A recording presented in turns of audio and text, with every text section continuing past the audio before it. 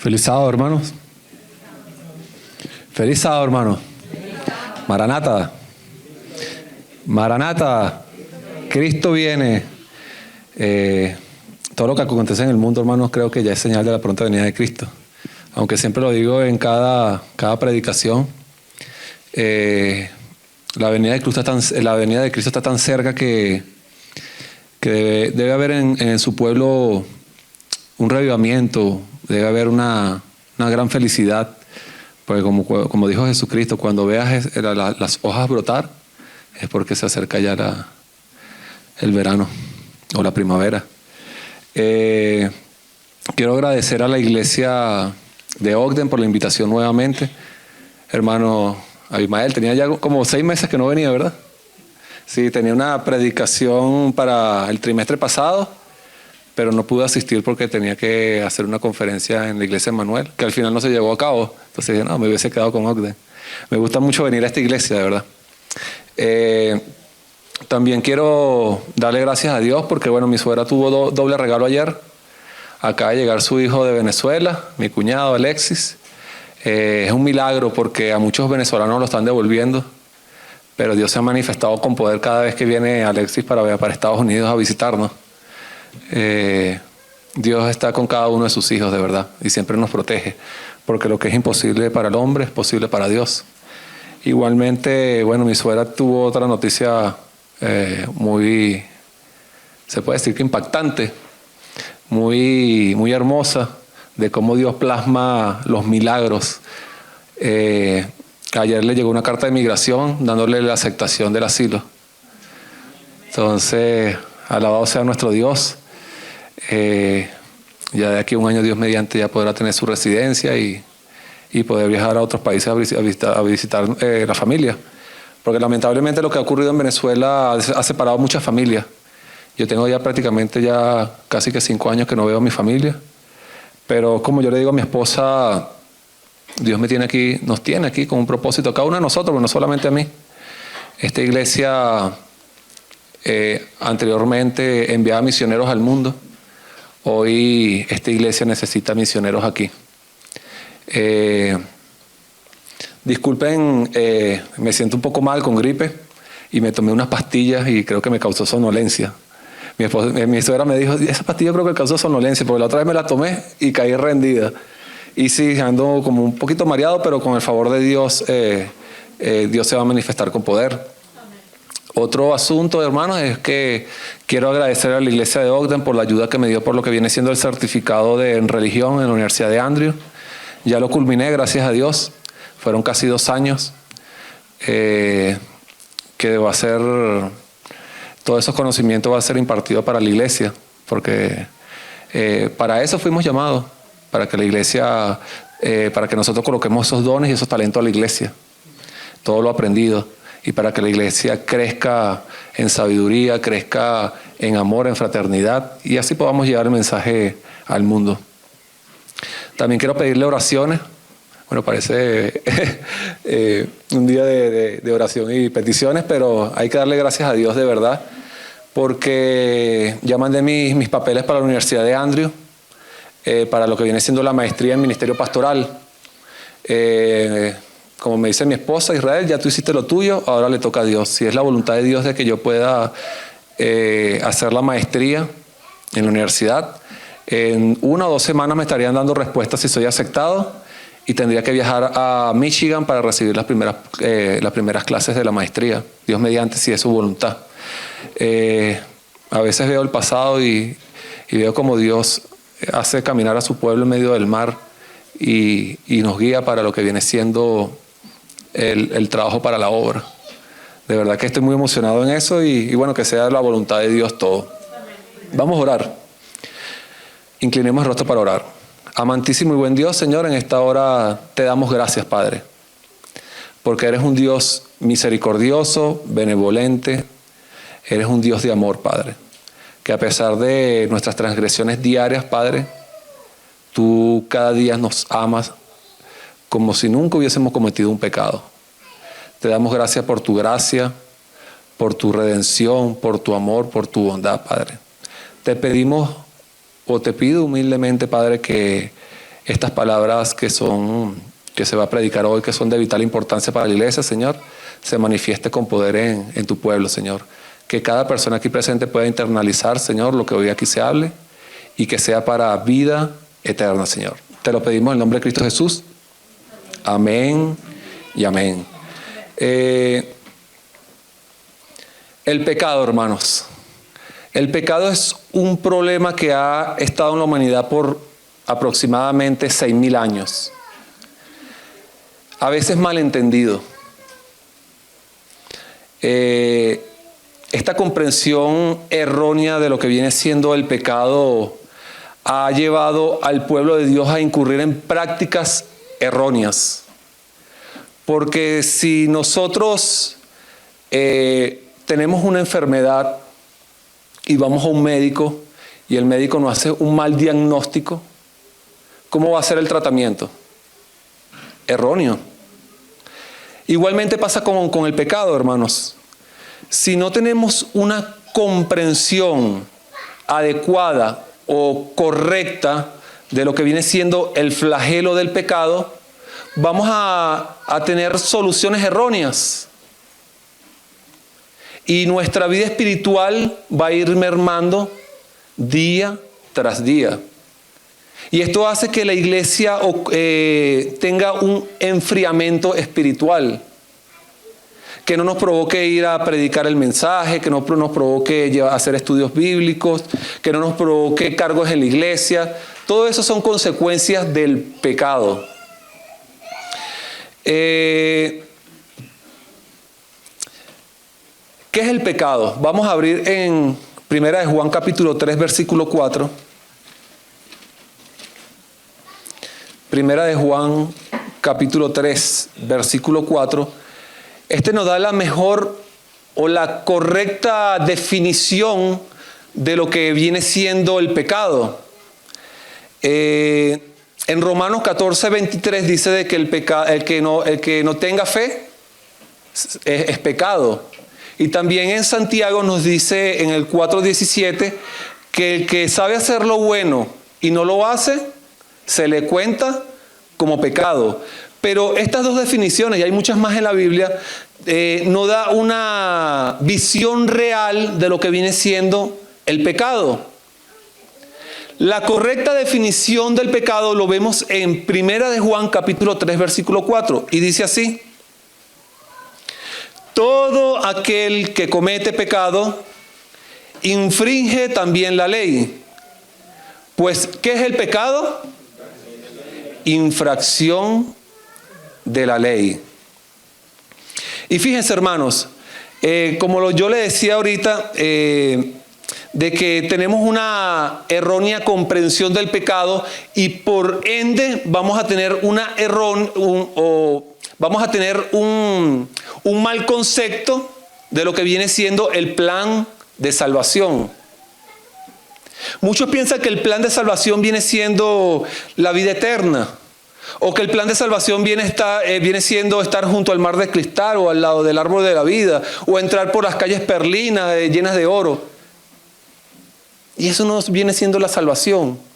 ¿Qué es la salvación?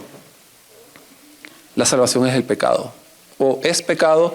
Usted me puede decir, pero ¿cómo la salvación puede ser pecado? Porque si no hubiera entrado el pecado a este mundo, no hubiese habido necesidad de un plan de salvación. El plan de salvación viene porque el hombre erró, el hombre cayó en pecado, desobedeció a Dios.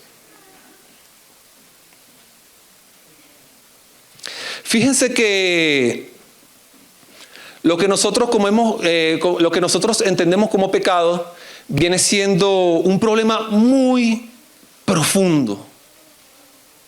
Que a simple vista pareciera que el pecado viene siendo actos de algo que yo hago, bueno o malo. Pero no, hermano, el pecado es algo mucho más profundo. Hablaba yo con un hermano de la iglesia, lo había invitado para mi casa a comer, y habían 2 hermanos más, 3 hermanos más que estaban invitados. y una persona con mucha sabiduría, de verdad, lo tengo que admitir, es una persona con mucha sabiduría, pero me sorprendió más de que este hombre que ha leído tantos libros del Espíritu Profecía, la Biblia, tenía una mala comprensión del pecado. Él me dijo me dice, mira Israel, el comer carne es pecado. Fíjense, el comer carne es pecado.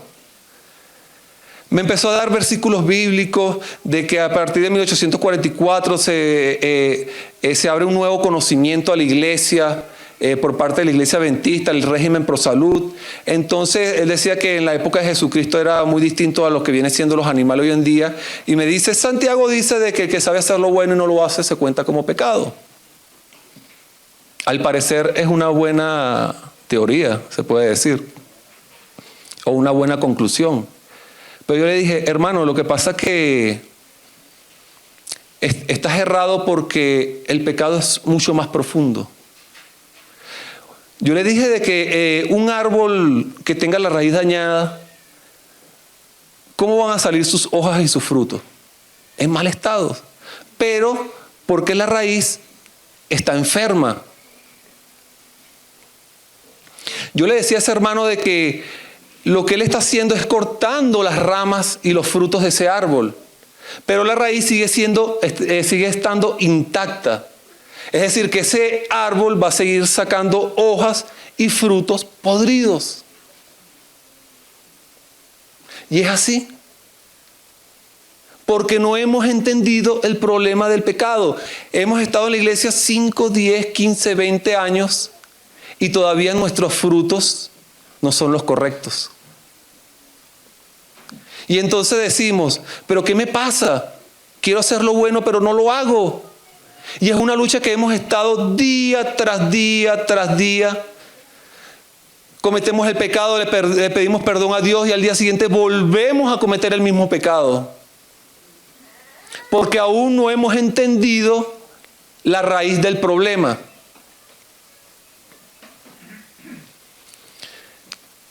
Fíjense, hermano, los fariseos y escribas no había nadie como ellos. Eran unas personas que en sabiduría nadie en el pueblo podía superarlo o llegar a su mismo nivel.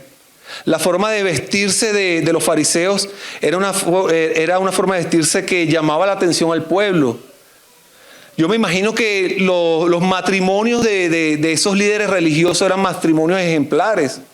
Usted veía a una persona de esa en la calle y provocaba tener la misma sabiduría, el mismo conocimiento, tantas cosas que tenía esa persona. Pero lo que pasa es que a pesar de lo externo de esos líderes religiosos, lo interno estaba mal. Porque tenían una mala comprensión del pecado. Fíjense que la secta fariseica que nace en la época intertestamental de lo que viene siendo Malaquías hasta el profeta Juan, Juan el Bautista, ellos intentaban por medio de la conducta modificar lo que vienen siendo sus actos pecaminosos. Y ellos pensaban de que estaban bien. Ellos pensaban que a través de sus obras estaban justificados delante del Padre. Y por eso que cuando Cristo viene a este mundo, no necesitaban de un Salvador, porque ya yo lo estoy haciendo bien.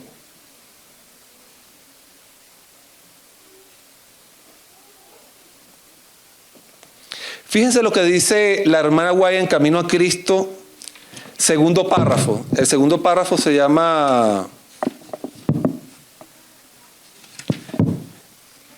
Nuestra gran necesidad. En el párrafo 1 dice así: en su creación, el hombre fue dotado de facultades nobles y de una mente bien equilibrada.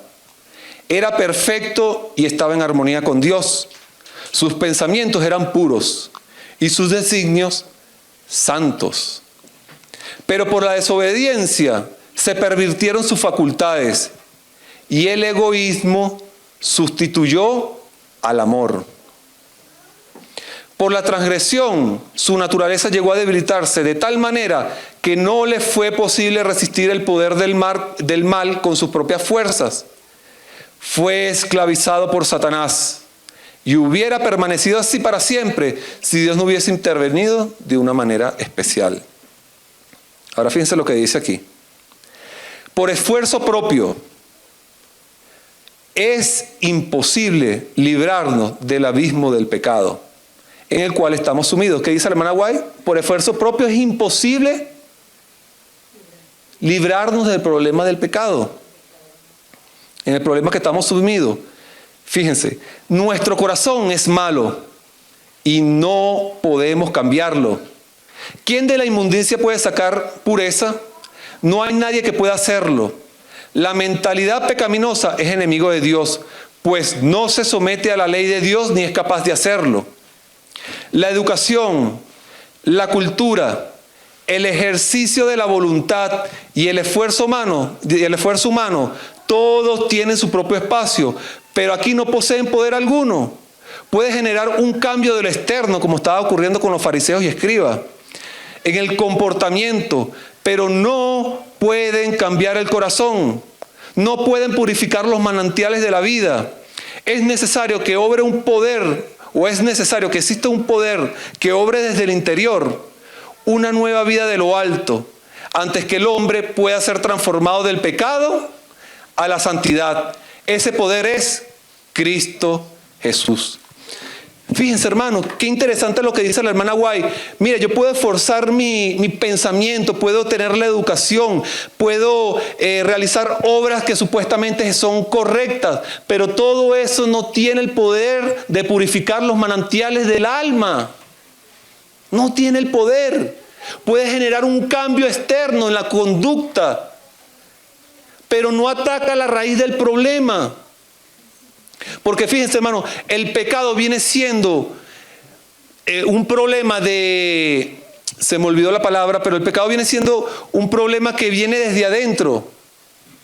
Ay, se me olvidó la palabra, pero discúlpenme. Que a través de lo que tengo adentro pecaminoso, de condición, viene siendo una condición pecaminosa el pecado. Yo nazco en una condición pecaminosa y esa condición lo que hace que yo tenga actos pecaminosos, porque tengo una condición. Nazco, como dice David, he nacido en pecado. Una mata de pera, ¿qué va a hacer? ¿Qué va a dar? Una mata de papaya, ¿qué va a dar? Una mata de mango, ¿qué va a dar? Y una persona que nace con una condición pecaminosa, ¿qué va a dar? Actos pecaminosos. Y hemos querido modificar la conducta para que esos actos sean buenos. Y estamos errados, hermanos. Los fariseos se equivocaron. Tenían un mal concepto del pecado y se perdieron. Se perdieron. Y lamentablemente, hermanos, muchos estamos en el mismo error. Este hermano que me decía sobre la carne, a pesar del conocimiento que tenía y la sabiduría, también estaba errado. Y ojo, no estoy diciendo que el régimen pro-salud es malo, es muy bueno. Todos deberíamos practicarlo. Pero si usted se quiere refugiar a través de eso, no va a tener lo que viene siendo el plan de salvación, no va a ser salvo. Usted podrá comer lechuga, zanahoria, papa todos los días, pero si Dios no ha obrado en su corazón, está perdido igualmente. Y si a través de las obras usted se quiere justificar delante de Dios, no es diferente a los fariseos y escribas. No es distinto a los fariseos y los escribas. Yo me imagino que esta misma situación venía obrando en Nicodemo. Nicodemo había escuchado de Jesucristo. Nicodemo había escuchado de las obras. Nicodemo había escuchado hablar de todos los milagros que estaba haciendo Jesucristo, del nuevo reino que se estaba implantando en el mundo. Y Nicodemo, me imagino que esas ansias llevó a una noche ir a visitar a un humilde carpintero. Abran sus Biblias en Juan capítulo 3.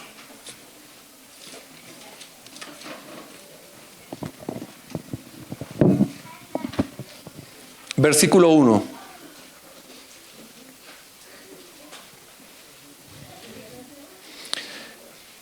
Evangelio según San Juan, capítulo 3, versículo 1.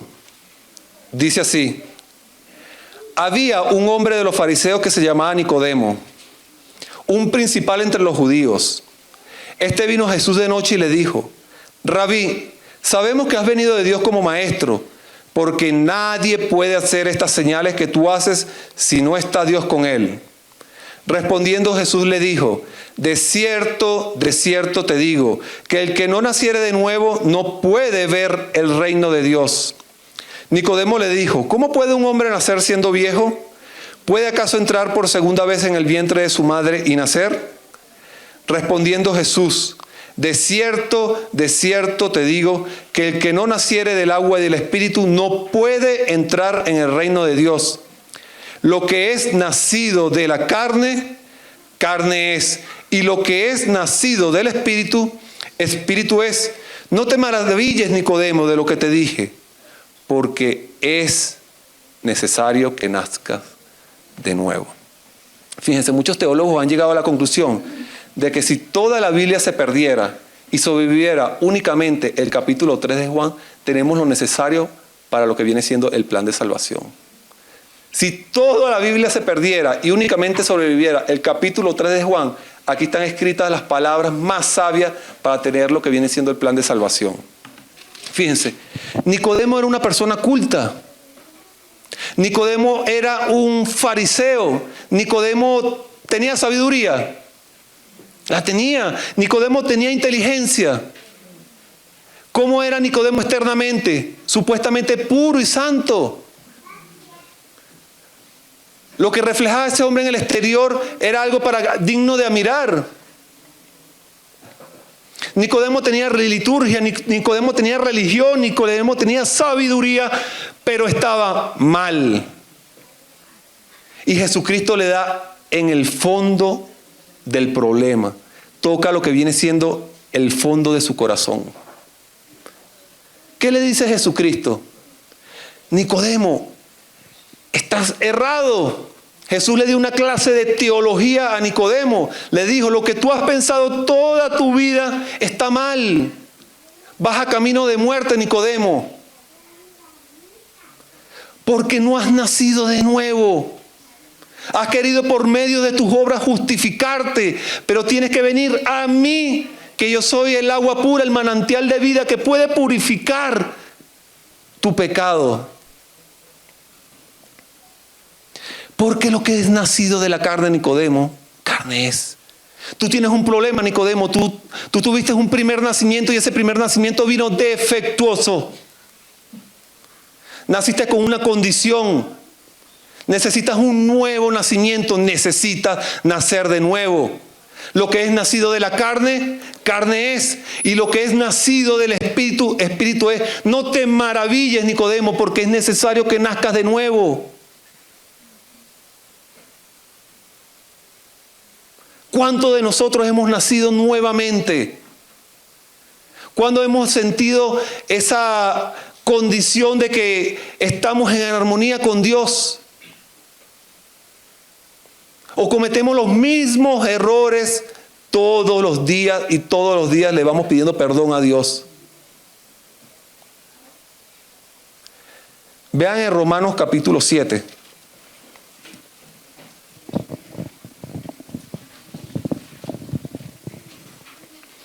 Romanos capítulo 7, versículo 7.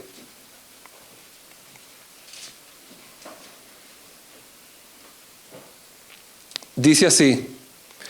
Quiero aclarar algo. Lo que habla Pablo aquí no es Pablo ya converso. Cuando Pablo escribe estas líneas en Romanos, hermano, no está hablando de un Pablo pecador, está hablando de un Pablo ya arrepentido. Pablo no tenía esta lucha. Y muchas personas piensan de que como Pablo hablaba de que, ¿quién me librará de este cuerpo de muerte? Yo también tengo mi pecado y bueno, si Pablo andaba mal, yo también ando mal. No, hermano. Pablo cuando escribe esto, ya habla de una persona arrepentida y quiere dejar una enseñanza de lo que viene siendo una vida carnal. Fíjense lo que dice. ¿Qué diremos pues? ¿La ley es pecado?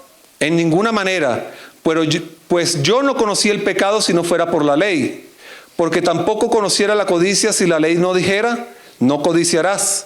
Mas el pecado tomando ocasión por el mandamiento produjo en mí toda codicia.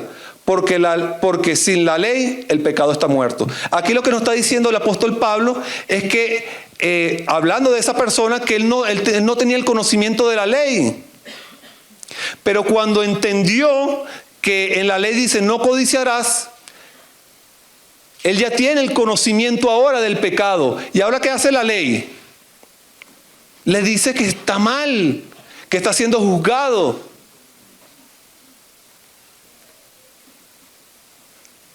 Que está teniendo pecado. Pero muchas personas piensan del que el problema es la ley. No, hermano, Jesucristo no vino a abolir la ley. Jesucristo vino a destruir el pecado. Fíjense lo que dice más adelante. Y yo sin la ley vivía en un tiempo, pero venido el mandamiento, el pecado revivió y yo morí. Y hallé el mismo mandamiento que era para vida, para mí resultó para muerte. Porque ahora en el versículo 11, mira, como que el pecado toma vida, dice, porque el pecado tomando ocasión por el mandamiento me engañó y por él me mató. De manera que la ley a la verdad es santa, el mandamiento es santo, justo y bueno. Mire lo que dice ahora aquí, versículo 14, porque sabemos que la ley es espiritual, mas yo soy carnal, vendido al pecado, porque lo que hago no lo entiendo, pues lo que hago no es lo que quiero, sino lo que aborrezco. Eso es lo que hago. ¿Cuántas personas no nos podemos sentir identificados con este pasaje bíblico? Quiero hacer lo bueno, pero no lo hago. Mi mente dice una cosa, pero mis miembros dicen otra. ¿Quién me librará de este cuerpo de muerte? ¿Están entendiendo lo que viene siendo el grave problema en que estamos sumidos cada uno de nosotros? Y si nuestra vida espiritual está estancada es porque aún no hemos entendido el pecado y menos vamos a entender lo que viene siendo el plan de salvación. Es grave, hermano. Es grave. Pero fíjense lo que dice en el versículo 7.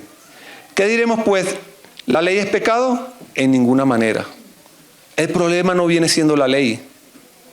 Es como una persona que tiene un tumor y se va a hacer unos exámenes donde le hacen rayos X o le hacen MRI, creo que le dicen en inglés. Y cuando lo meten a esa persona ahí, le detectan un tumor.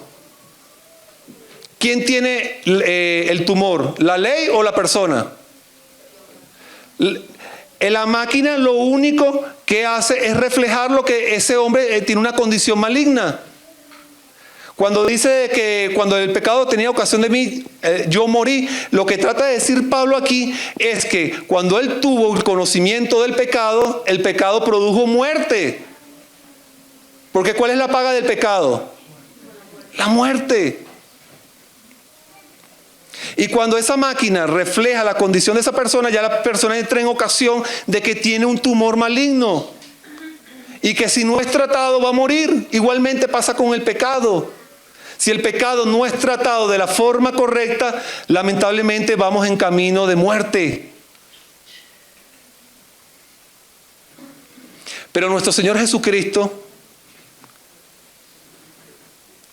nos dio la solución a través de inspirando al apóstol Pablo. Fíjense lo que dice Romanos capítulo 13. Ya entendemos el problema. Ahora vamos a buscar la solución. Romanos capítulo 13, versículo 8 para su contexto.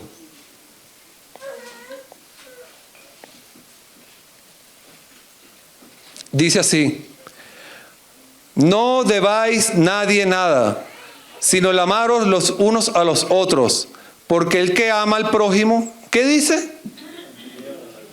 El que ama al prójimo, Porque no adulterarás, no matarás, no hurtarás, no dirás falso testimonio, no codiciarás, y cualquier otro mandamiento en esta sentencia se resume: amarás a tu prójimo como a ti mismo. El amor no hace mal al prójimo, así que el cumplimiento de la ley, ¿qué es?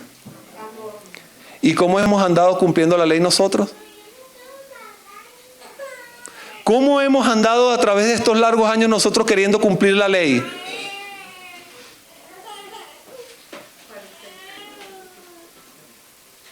Se lo dejo para la conciencia de cada uno.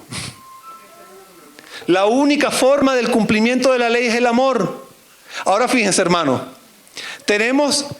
Imagínense una pizarra y tenemos aquí la ley. El que infringe la ley comete pecado, ¿no? Porque el pecado, ¿qué es? Pero si yo cumplo, si yo amo, ¿qué está diciendo el apóstol? Estoy cumpliendo la ley. Infrinjo la ley si cometo pecado, pero cumplo el pecado, cumplo la ley, los mandamientos cuando amo. Estas dos definiciones nos dan una nueva definición. ¿Y cómo podemos ahora definir el pecado?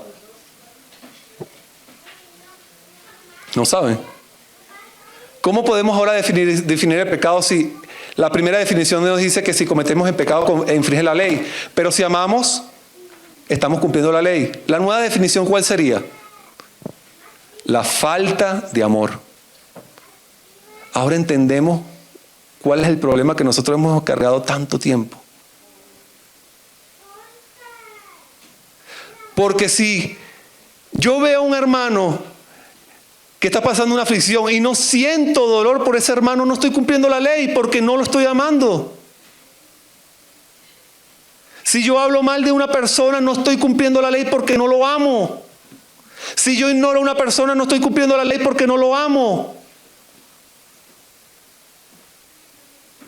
No hay nada que podamos hacer para ser salvos. La salvación es únicamente por la gracia de Cristo. Y si usted a través de este tiempo ha intentado justificar moldeando su carácter, está perdido.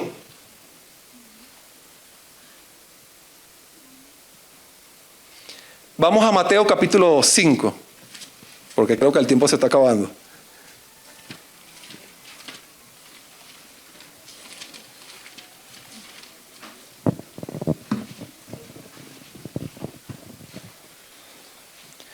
Fíjense que toda persona que asume una gobernación, una presidencia, da un primer mensaje. Creo que es el mensaje más importante de su carrera política.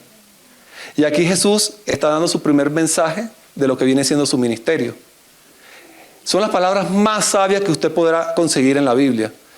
De cómo está constituido lo que viene siendo el reino que Jesucristo iba a instaurar en este mundo. O instauró en este mundo. Fíjense. Versículo 17 del capítulo 5. Dice así: no penséis que he venido a abrogar la ley o los profetas. No he venido para abrogar, sino ¿para qué? Para cumplir. Porque de cierto os digo que hasta que pasen el cielo y la tierra, ni una jota, ni una tilde pasará de la ley hasta que todo se haya cumplido. Es decir, hermano, la constitución, el trono de Dios se basa en lo que viene siendo la ley. Eso es lo que está diciendo nuestro Señor Jesucristo aquí. De manera que cualquiera que quebrante uno de estos mandamientos muy pequeños y así enseña a los hombres, muy pequeño será llamado en el reino de los cielos. Mas cualquiera que haga y los enseñe será llamado grande en el reino de los cielos. Fíjense, cuando dice pequeño, no es que vamos a ser pequeños en el reino de los cielos. Es que estamos perdidos. No obtuvimos la salvación. Pero el que los enseñe será llamado grande, es decir, que fueron salvos. Versículo 20. Pero os digo que si vuestra justicia no fuera mayor a los de escribas y fariseos, no entrarán en el reino de Dios. Imagínense este mensaje de una persona que veía a un fariseo puro y santo. Yo jamás voy a poder llegar al nivel de esa persona. Los fariseos a los 15 años ya se sabían la Torá de memoria. ¿Sabían eso? Los 5 libros, la ley y los profetas de memoria. Pero Jesucristo le dice de que si su justicia no es mayor que la de un escriba y fariseo, no entrarán al reino de los cielos. De hecho, Jesucristo le dijo, ellos son como sepulcros emblanquecidos, blanco por fuera, pero por dentro están llenos de maldad, pudredumbre y de huesos de muertos. Lava primero el vaso desde adentro para que después sea limpio desde afuera. Porque ellos han atacado mal el problema. Ellos han querido obtener una solución a través de su conducta, modificando la conducta. Pero el corazón sigue igual. Versículo 21. Oíste que fue dicho a los antiguos, no matarás, y cualquiera que matare será culpable de juicio. Pero yo os digo que cualquiera que se enoje contra su hermano será culpable de juicio, y cualquiera que le diga necio a su hermano será culpable ante el concilio, y cualquiera que le diga fatuo quedará expuesto al infierno de fuego. Por lo tanto, si traes tu ofrenda al altar y allí te acuerdas de tu hermano tiene algo contra ti, deja allí tu ofrenda delante del altar y anda, reconcíliate primero con tu hermano y entonces ven y presenta tu ofrenda. Es decir, Jesucristo está hablando de que no hace falta de que usted tenga una daga y le incruste en el costado de su hermano y le quite la vida. No hace falta eso. Jesucristo dice, pero, si tienes algo contra tu hermano, ya eres un homicida. Si ignoras a tu hermano, eres un homicida. Si hablas mal de tu hermano, eres un homicida. No hace falta de que le quites la vida, porque del interior tuyo está saliendo maldad y está matando a tu hermano y a ti. Ahora fíjese lo que dice más adelante. Oíste que fue dicho, versículo 27, no cometerás adulterio, pero yo os digo que cualquiera que mire a una mujer para codiciarla, ya adulteró con ella en su corazón. Pero usted le dice, pero Jesús, yo jamás estuve en el acto con esa mujer, jamás nos tocamos, pero la viste, la deseaste. Y no hace falta que estés en el acto con una mujer para ya entrar en pecado.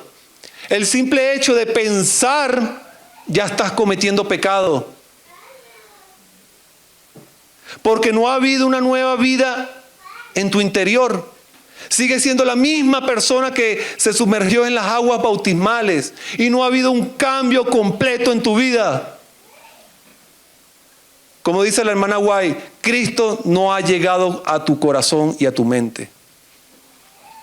De nada vale que vengas sábado tras sábado, que tengas cargo en la iglesia, de que seas pastor, no vale nada si en tu corazón no ha ocurrido una transformación de lo carnal a lo espiritual. Porque Pablo decía, ¿cómo yo me puedo ver en una ley que es espiritual y yo siendo carnal? Es imposible, no puedo, porque la ley es espiritual y yo soy llevado al pecado.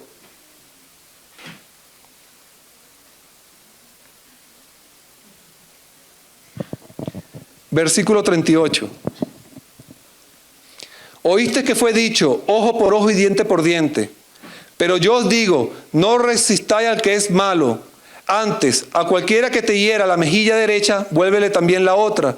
Y al que quiera ponerte en pleito y quitarte la túnica, déjale también la capa. Y a cualquiera que te obligue a llevar una carga por 1 milla, ve con él 2. Al que te pida, dale. Y al que quiera tomar de ti prestado, no le rehuses.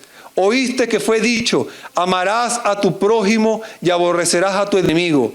Pero yo te digo, ama a vuestros enemigos, bendecid a los que os maldicen, haced bien a los que os aborrecen y orad por los que los ultrajan y os persiguen. Es difícil. Si a duras penas amamos a nuestros hermanos, a nuestros amigos, ¿cómo será amar a un enemigo? Para que seáis hijos de vuestro Padre que está en los cielos, que hace salir el sol sobre los buenos y los malos, y hace llover sobre los justos y los injustos. Hermano, el problema del pecado es algo terrible. que ha sido muy mal comprendido. Muchas religiones tratan de modificar lo que viene siendo la conducta. Y aún dentro de la iglesia ha ocurrido eso. Tuve un resumen yo hice un resumen este semestre de cada uno de los capítulos de lo que viene siendo el Camino a Cristo, y al final hice un resumen completo. Y el profesor me puso una nota en la última evaluación y me puso: voy a anexar algo referente a lo que tú colocaste. La hermana White hizo el Camino a Cristo y el deseado de toda la gente, porque en aquel entonces estaba la iglesia adventista llena de fariseos. Se querían justificar mediante sus obras y su comportamiento delante de Dios. Y la hermana White, creo que eso nos lo dieron en el curso también, que a partir del Congreso de 1800, no me acuerdo cuál es, creo que es 80, fue donde ella cambió sus escritos. Fue donde empezó a hacer el Camino a Cristo, empezó a hacer el deseado de todas las gentes. Es grave, hermano. Es grave el problema del pecado, pero ya sabemos, ya tenemos ya por lo menos lo que viene siendo el entendimiento del pecado. Ya lo podemos entender, ya sabemos que el pecado es una condición que me hace hacer actos en forma plural, que es lo que nosotros vemos. Las malas palabras, todo eso, pero es una condición.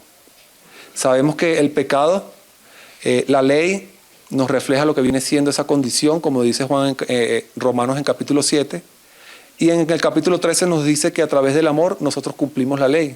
Sabemos que el pecado es la falta de amor, y cuando tenemos amor en nuestros corazones estamos cumpliendo la ley.